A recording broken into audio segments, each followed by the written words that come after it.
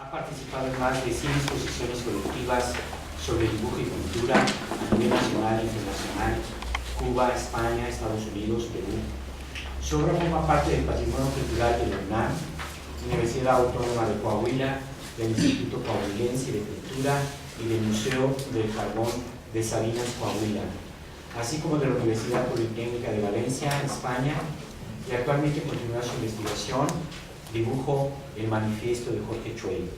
En 2011 crea el primer laboratorio de dibujo Hombre de Espíritu, Hombre de Carne y Hueso, como producto de sus investigaciones en la Facultad de Artes y Diseño de la UNAM. Quedan con ustedes y cedo la palabra a nuestro Jorge Chuey.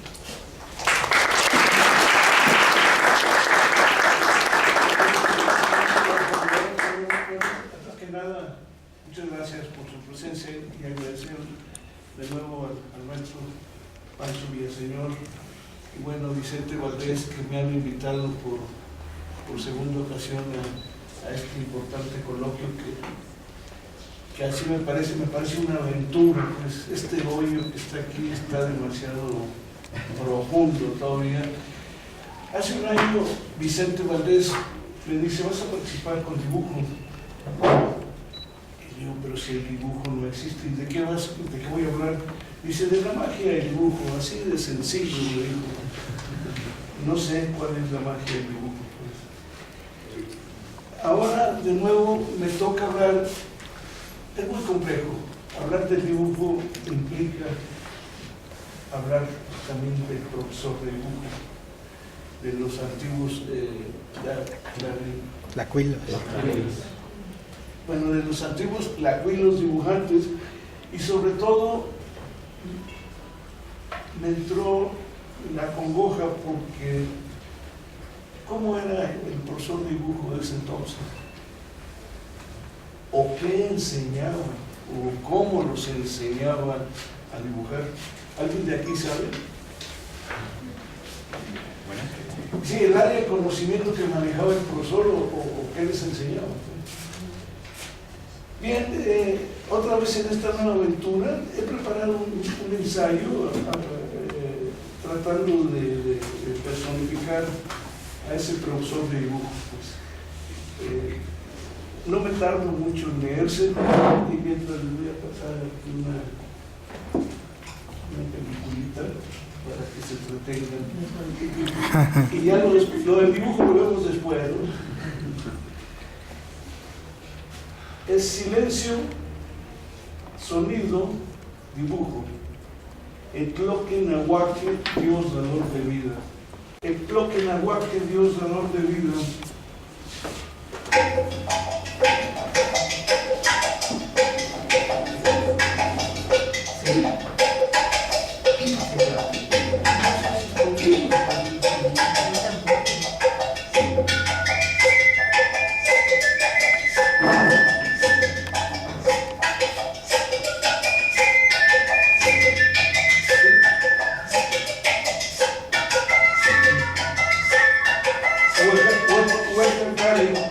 Casa que se mira a lo lejos, cercanías, lejanías.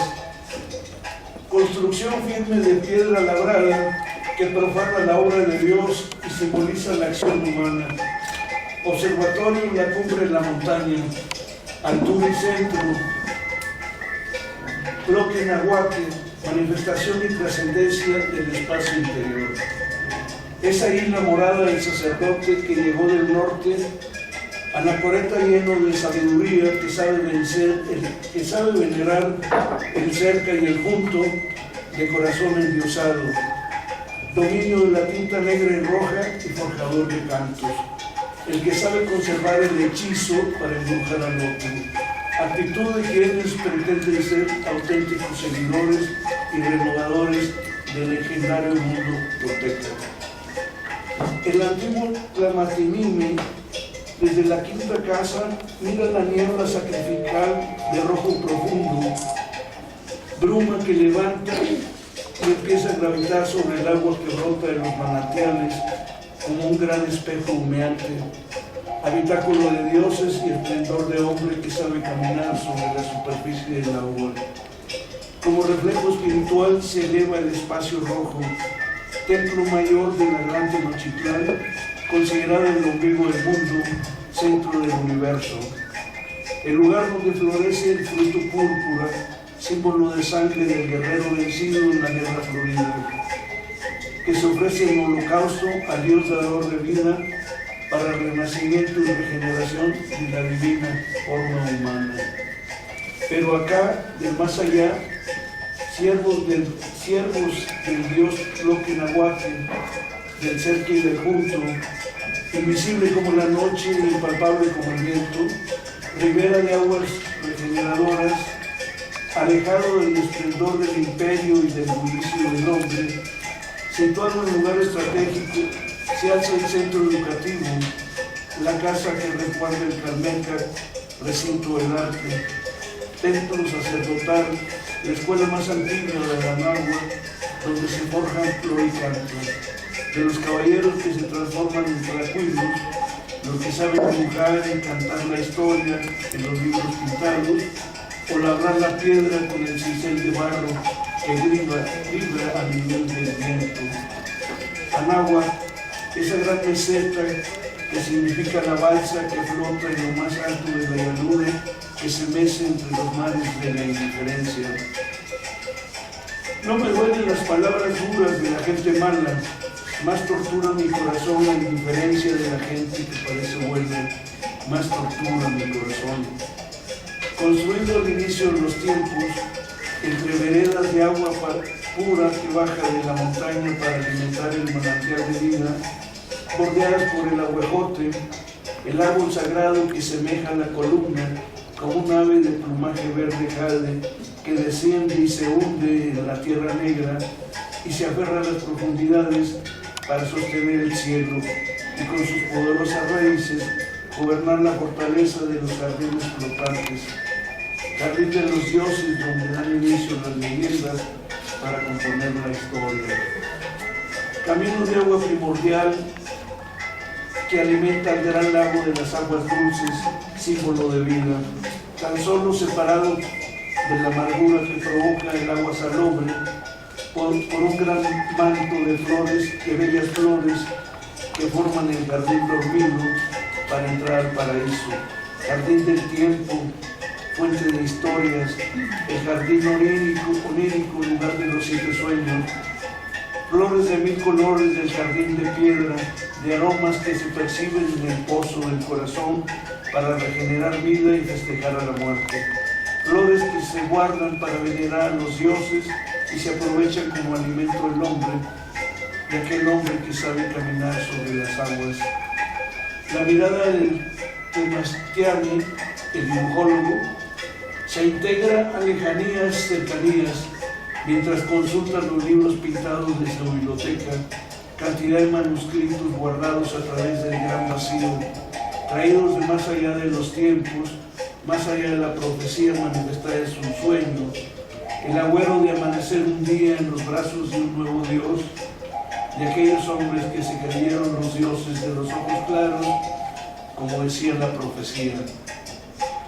Llegaron, vinieron, siguieron el camino, por el agua en sus barcas vinieron, en muchos grupos y ahí arribaron a la orilla del agua, a la costa del norte, y ahí fueron quedando sus barcos en aquel lugar donde habitan los perros del agua. Tecoliatl es su nombre, el que nació de un trozo de carbón junto a la línea del agua en el legendario mundo Kikapú, descendiente de aquellos señores del ligero andar sobre la tierra o cuidadores del mundo que llegaron de más allá de la tierra fría, del norte negro, de evolución, revolución, para rodar el camino y saltar al país del todo. En vano he nacido, en vano he venido a salir de la casa de Dios a la tierra. Yo soy menesteroso, ojalá en verdad no hubiera salido, que de verdad no hubiera venido a la tierra, si solo soy un dibujólogo. Empieza a dibujar, sonido silencio, el que indica el camino, el que emerge de más allá del titilar de las estrellas, como aquel sonido que llega sin querer el sonido, para generar conocimiento entre los pintores, hombres y mujeres que intentan abandonar por siempre la tierna juventud para encontrar cobijo en los sueños que los han de convertir en verdaderos tlacuelos.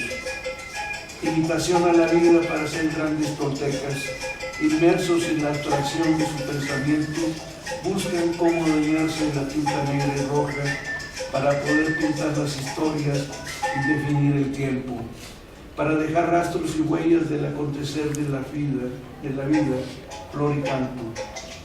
Lo que tomará vida en los lienzos que surgen y se machacan del árbol sagrado plantado en el jardín de la nostalgia, el que crece en Iztapalapa, la tierra atravesada por los 5 ríos de la vida, ríos por donde no fluye el agua, sino tiempo. El dibujante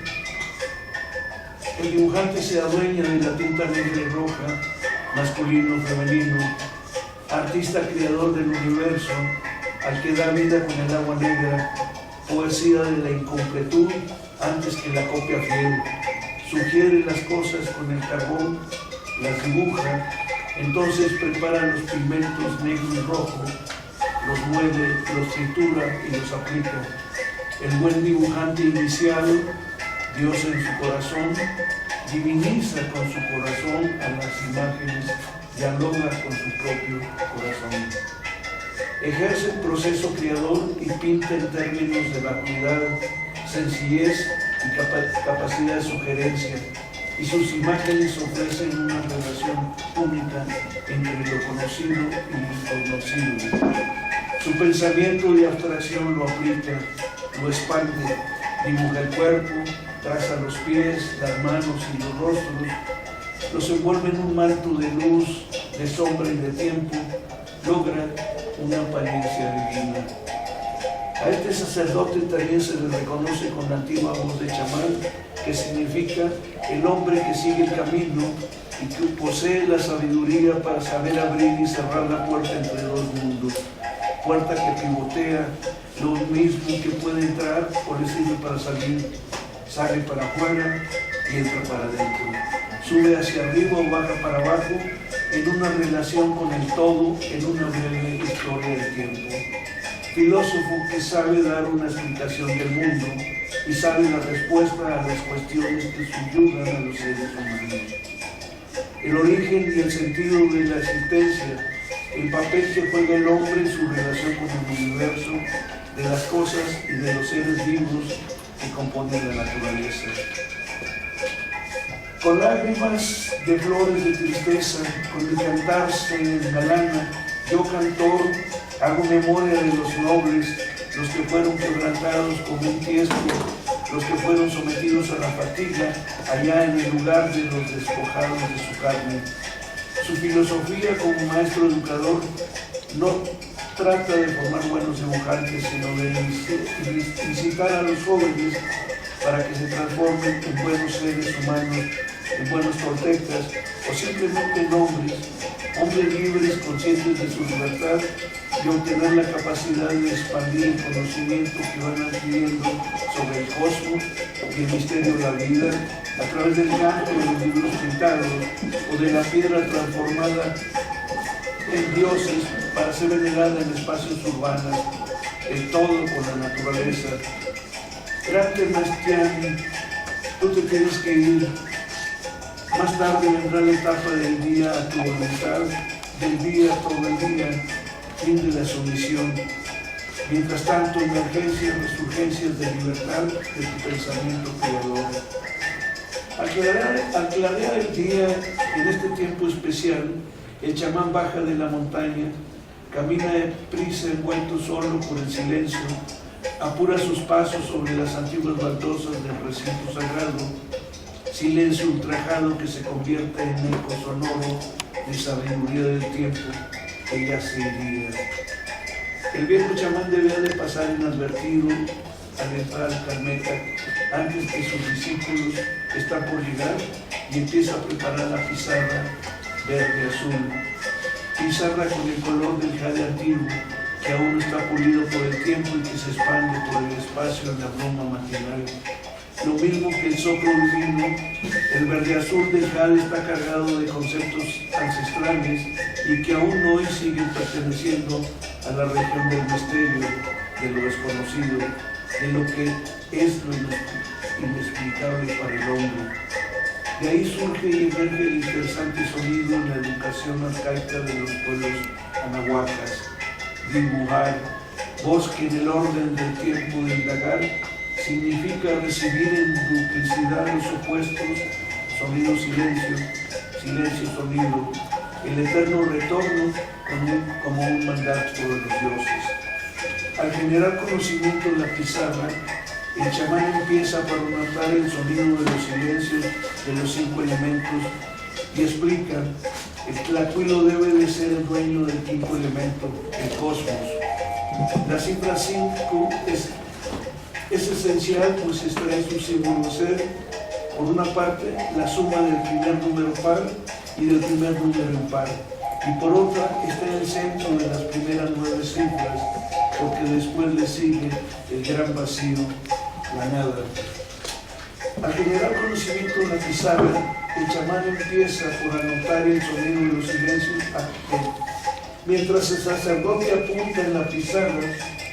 Los jóvenes aprendices dibujan manos que circulan por los pasillos del pensamiento abstracto y recorren el cuerpo, mirada que anhela llegar al infinito, mano pasiva que se sacrifica por la otra mano para que el dibujo surja desde el pozo del corazón, dueña del movimiento del laberinto del ser y del junto para expresar actividad, potencia y dominio de los pigmentos negro y rojo. Manos que se juntan en actitud de amistad, de alegría y placer por dibujar. Manos que encuentran la memoria para tomar el tiempo y componer historias.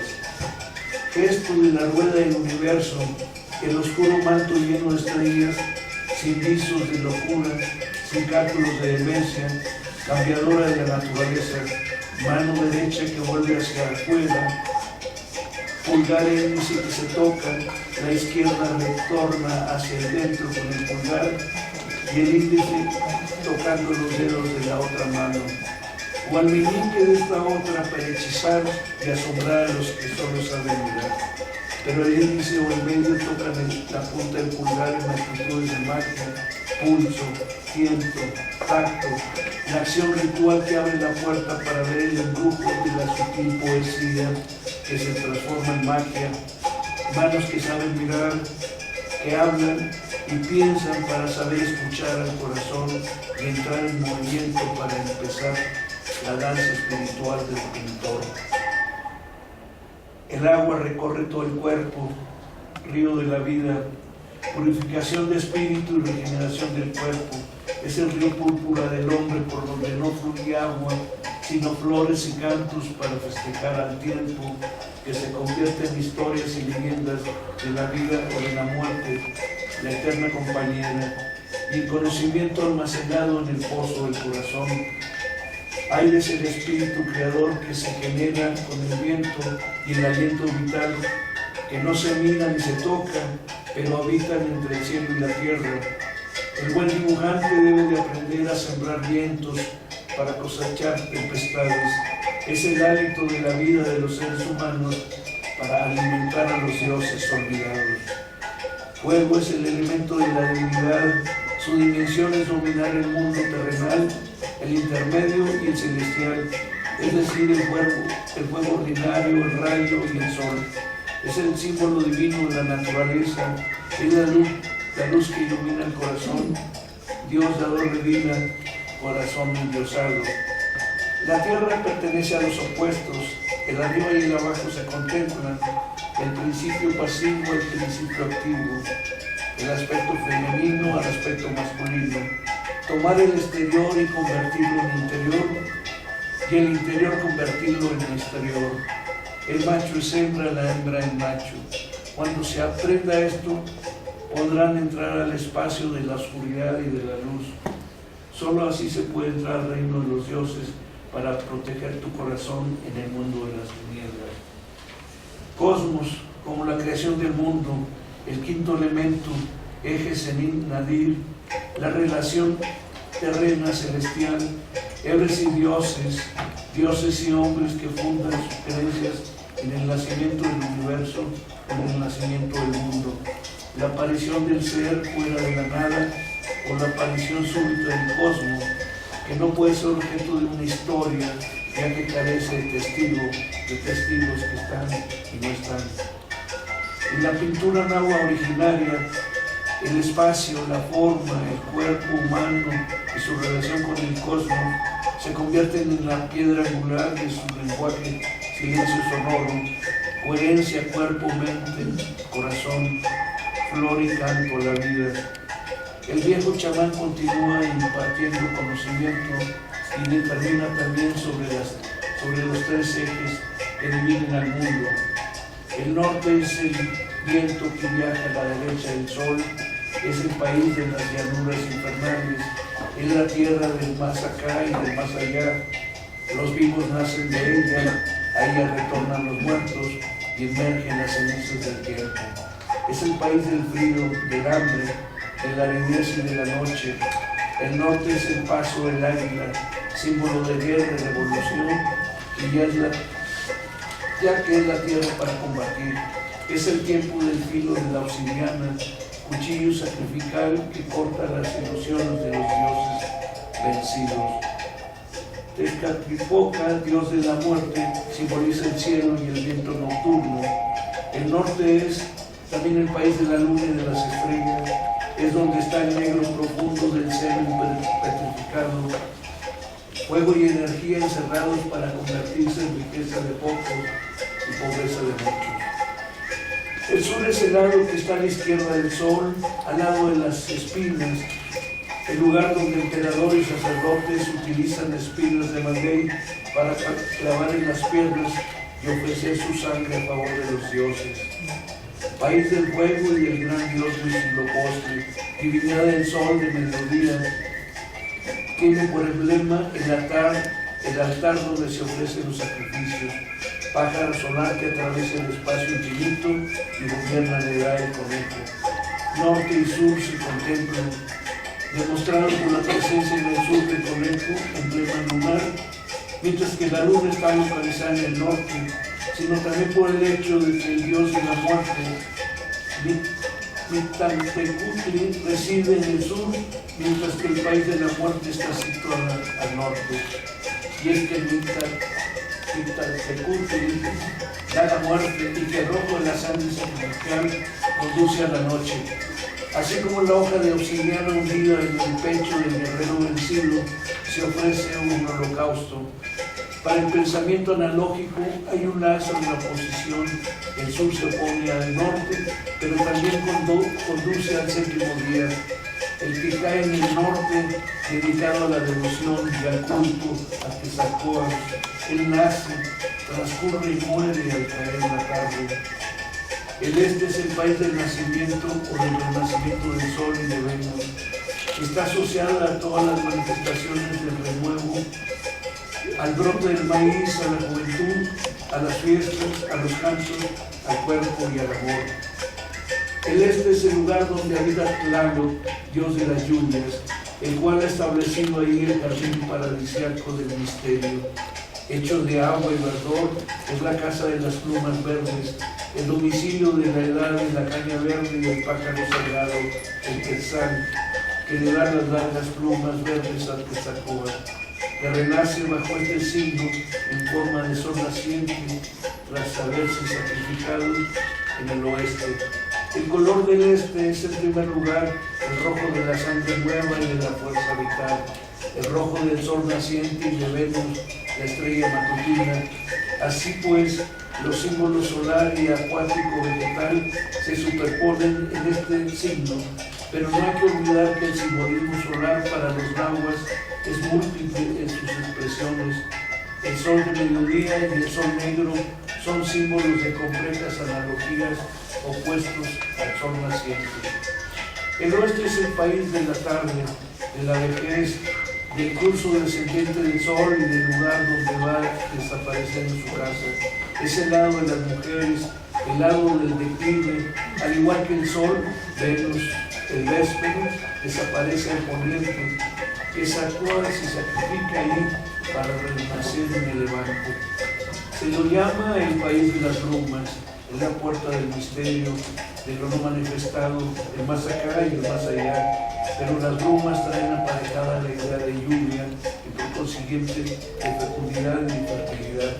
También las diosas madres residen en el oeste, donde tienen establecido su jardín, que es la contrapartida del Tlaloc, dios de las lluvias al oriente.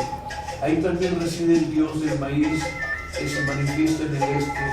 Ahí se encuentran la diosa de las flores y los peces de Chalchihuitl, o de agua preciosa, o de piedra preciosa, en las cuales se resume todo el complejo simbólico que reúne el agua azul verde con la esmeralda y el jade, las lluvias fecundantes, simiente celeste y la sangre naciente ofrecida al sol para su regeneración.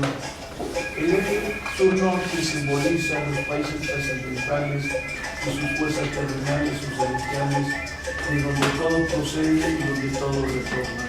Es el eje de la potencialidad al que se opone de oeste a este, el eje de la manifestación de lo divino, inmanente y de lo humano. De oeste a este y de este a oeste se complementa con compensaciones el cielo iniciático que encadena vida y muerte, pero el eterno retorno al extremo de este eje no se cumpliría si no existiesen los países invisibles del norte y sur. Así la cruz es el símbolo primordial en el cual nada, sin lo cual nada podría ser. La cruz significa el mundo en su totalidad, con el tercer eje Zenit, Nadir, cielo, tierra. Esta es nuestra cosmogonía. Ha terminado la clase y el antiguo Tlamachitlime se despide de sus alumnos y abandona el Calmeca, aquel sabio que supo encontrar la llave para poder abrir la puerta de entrada a los mundos, entrar, salir, entrar en rítmica constancia, venerador del Tloquenahuaque, del Cerqui del Junto, cuerpo, corazón y mente. El viejo chamán debe de retornar como el sol negro a la tierra de sus antepasados. Y Capuz, dueños del mundo y de ligero andar sobre la tierra, allá en el horizonte, al norte del corazón, tierra del carbón escondido en la tierra estéril, piedra lo suficientemente rodada para llegar al sur de la meseta de Anáhuac, para impartir el conocimiento de la vida. Fin de la sumisión. La etapa de aquel día tu voluntad ha llegado, del día, todo el día, solo queda en tu nostalgia aquella noche oscura de los sueños y de los años que ya se fueron y se han convertido en el rumor de los tiempos, como un eco de los sonidos que no quieren ser sonidos. A los tlacuilos una vez que dejan el Calmeca, tal vez se olviden de las enseñanzas, pero seguramente del viejo chamán no se olvidarán.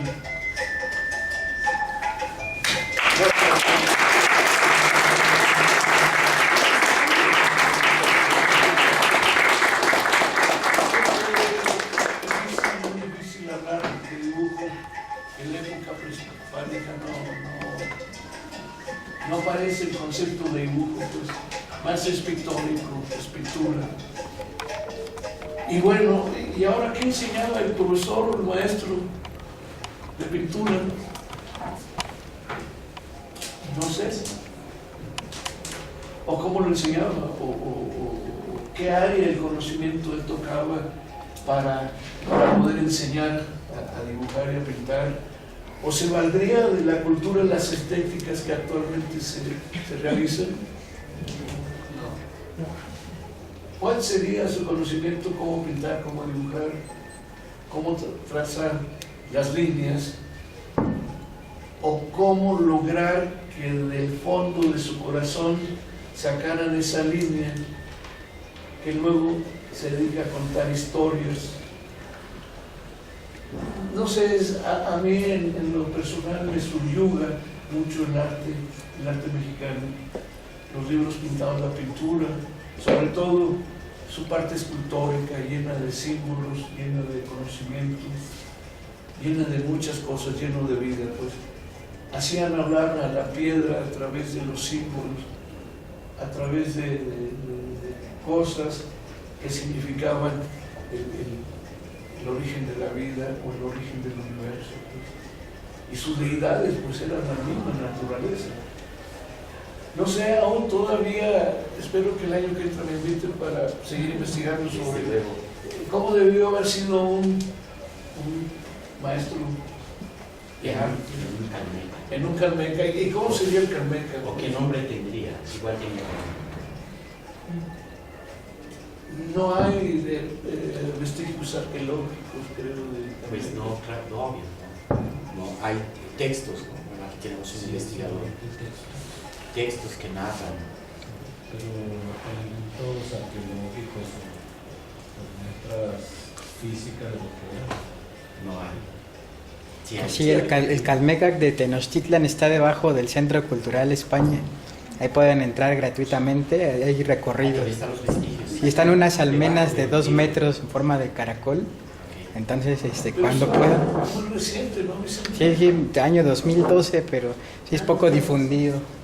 Entonces, para que lo conozcan cuando tengan oportunidad, de martes a domingo, de 9 a 6. Bueno, acá lo interesante es que de repente estas preguntas surgieron en algún momento que tomamos café allá abajo con Miguel, acerca de, bueno, y entonces, ¿cómo se les enseñaría a dibujar? Y entonces el maestro Trey, bueno, implicaba en este asunto, porque miren ustedes, cuando uno estudia la pintura, uno encuentra las manos de la gente que lo hizo, uno encuentra los trazos, uno encuentra la firmeza del dibujo. Y siempre lo he dicho, si lo trataría de explicar para gente que no ha tomado un lápiz nunca, sería muy complicado. Pero ustedes que saben qué es tener un lápiz, cómo hacer un trazo que no se te abra la línea en 10 metros o en 15 metros, eso habla de algo.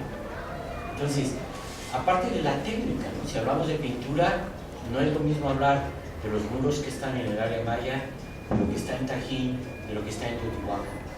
Hay una tecnología, hay una manera de hacerlo. ¿Materiales? Los materiales igual. Acuérdense, nos la pasamos buscando en el proyecto de pintura mural más de 10 años buscando los componentes del azul maya. Estos los mandamos a Suiza a que fueran analizados. Y uno de los aglutinantes, sabíamos que era azúcar, pero nunca se pudo localizar. Es decir, hay materiales que todavía no sabemos qué usar.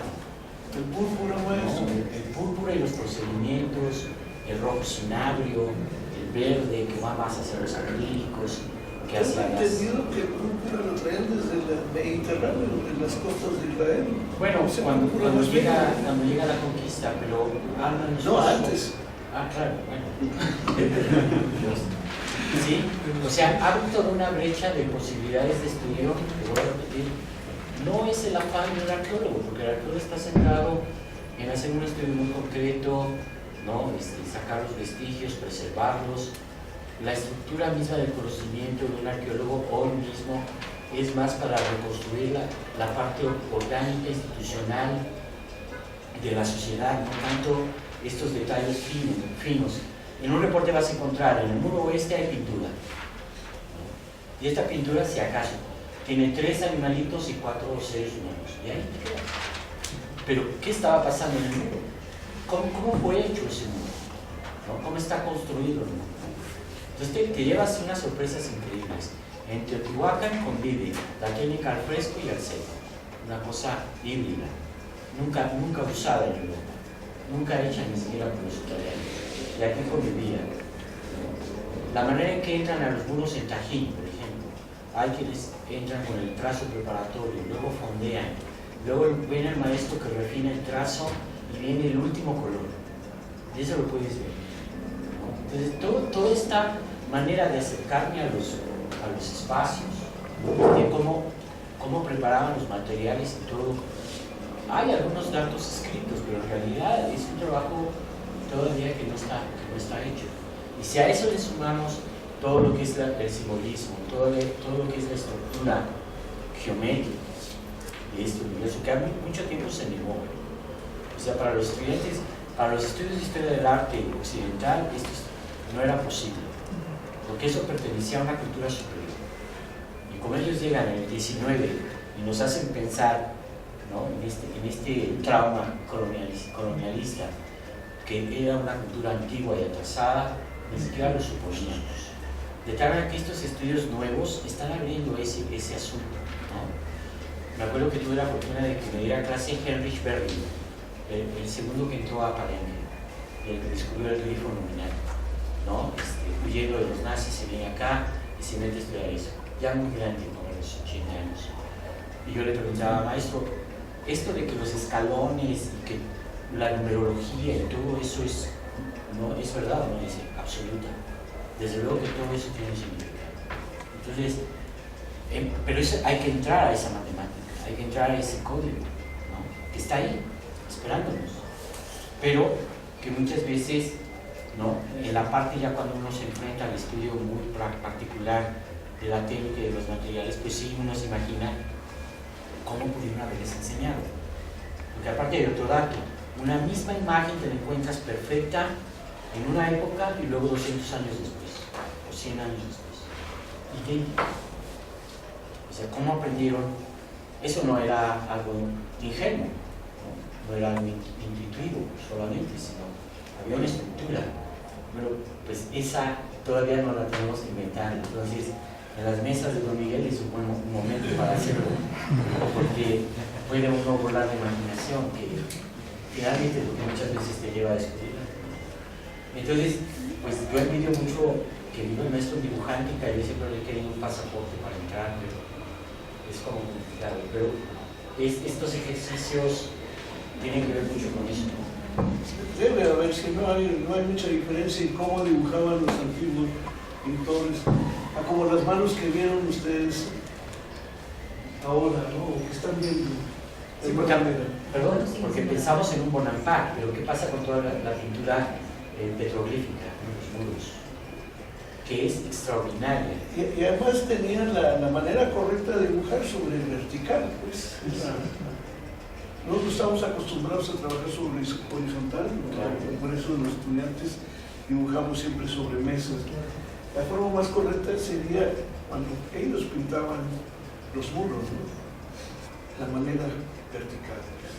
Para eso se requiere de una templanza en impulso y un dominio que siempre es más cómodo en el plano de los muros, y luego hay muros inclinados y el trazo es igual de perfecto.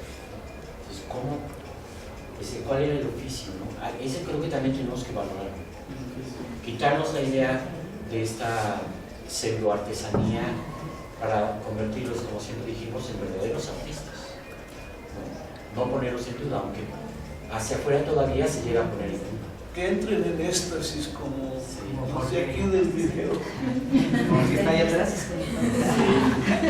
Y bueno, igual ya tenemos la fortuna de encontrar realmente un Calmeca, pero dedicado a las artes y a estas cuestiones, que también sería muy interesante. Está muy bien. Pues si tienen alguna otra pregunta o comentario. Sí, sí, hay algún antecedente remoto así del pincel usado en el mundo prehispánico, un instrumento para aplicar el trazo, porque bueno me están haciendo pensar cosas, ¿no?, el lápiz, el grafito, la tinta aplicada con los dedos, no sé, me parece que en las pinturas rupestres está esto de tomar la pintura con la boca y sacarla, exponerla con el aire. Pero hay instrumentos en los que se han encontrado tal vez en las excavaciones de alguna especie de pseudo pincel, porque el pincel me imagino que es algo europeo. Sí, claro. No, pero vaya, tú encuentras en códices representaciones, lo pasaron hace rato, de un tracuino, y tiene su pincel. ¿Un pincel? Sí, y tiene su, ¿cómo le llaman? Su tintero. Y de ahí está tomando. Se han encontrado estos en Teotihuacán. ¿sí? El recipiente donde... Los recipientes todavía con pintura. De hecho se llama Clean Cash. Es que él está estudiando eso. ¿Cómo? Clean Cash. O sea, Cash. cajete o... Cajete. o sí, el recipiente para la Exacto. tinta. Exacto. Clean Cash. Ah, qué maravilla. Bueno, en Teo se han encontrado. Encontramos uno así horizontal con 4 o 5, todavía con pintura. Se encontró otro más grande que era como, mezclan eso, ¿no? Y luego ya lo paso acá. Cuando analizas la pintura con microscopio de barrido electrónico, te encuentras los pelos de los posibles pinceles, pero no se ha hecho el estudio. O sea, a través de eso podríamos saber hasta la especie que usaban para hacer pinceles, seguro que los usaban. Hay la noticia de cabellos humanos también. Incluso podría haber sido de cabellos muy delgaditos. Si piensas que Tajín, en el templo A, los diseños están como en ese punto .00 y así están resueltos los muros y es el mismo trazo, no varía. En Teo llegamos a suponer que usaban algún tipo de estilógrafo, como una caña, porque la calidad de línea siempre es igual, no varía, por varios metros. Entonces eso es imposible de un pincel, deben haber usado como un estilógrafo. Hay evidencia de stencils, hay evidencia de, como si fueran, ¿cómo se llama? Trazado como un transportador.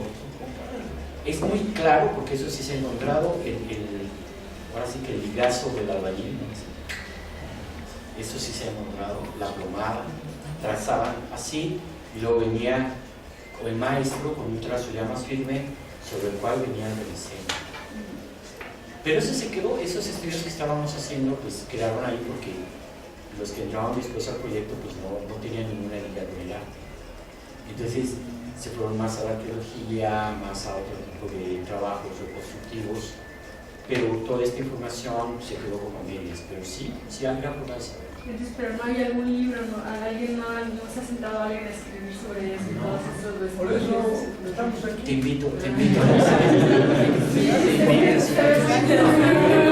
invito a Alicia que lo hagas. Es un área de Sí, oportunidad claro. para saber cómo se enseñaba, ¿no? A través de los instrumentos que están en Claro. de los vestidos en obra. En Teotihuacán le platicaba al maestro, ahí en el cafecito, se encontraban algunos taludes con los bocetos del maestro enseñándole al adepto, ¿no?